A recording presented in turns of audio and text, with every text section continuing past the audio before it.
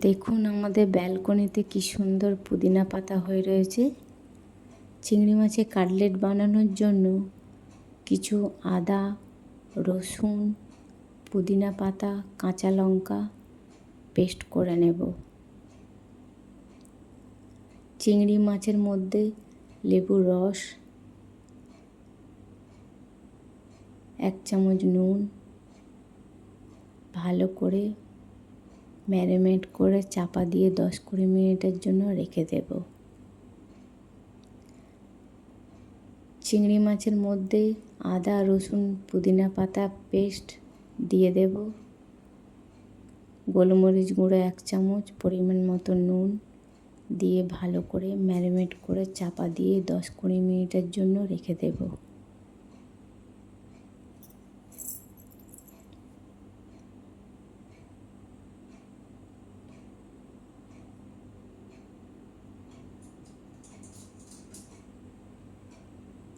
চিংড়ি মাছটা প্রথমে বিস্কুট গুঁড়োর মধ্যে কোট করে নেব, 1 কোট দিয়ে নেব।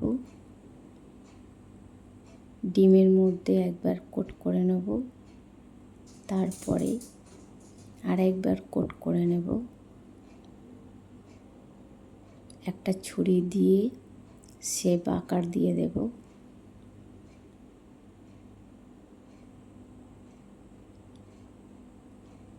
সব চিংড়ি মাছগুলো এইরকম করে শেপ আকার দিয়ে দেব।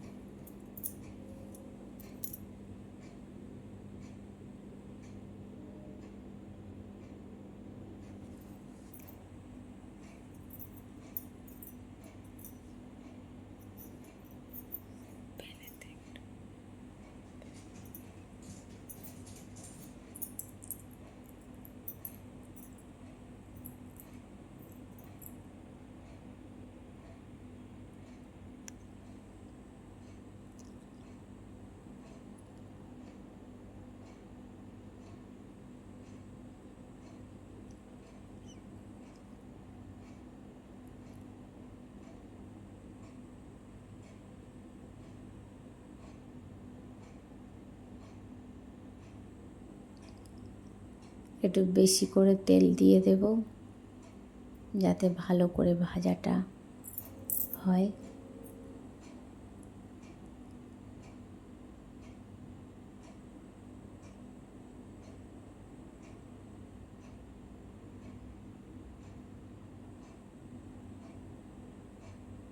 দেখুন কি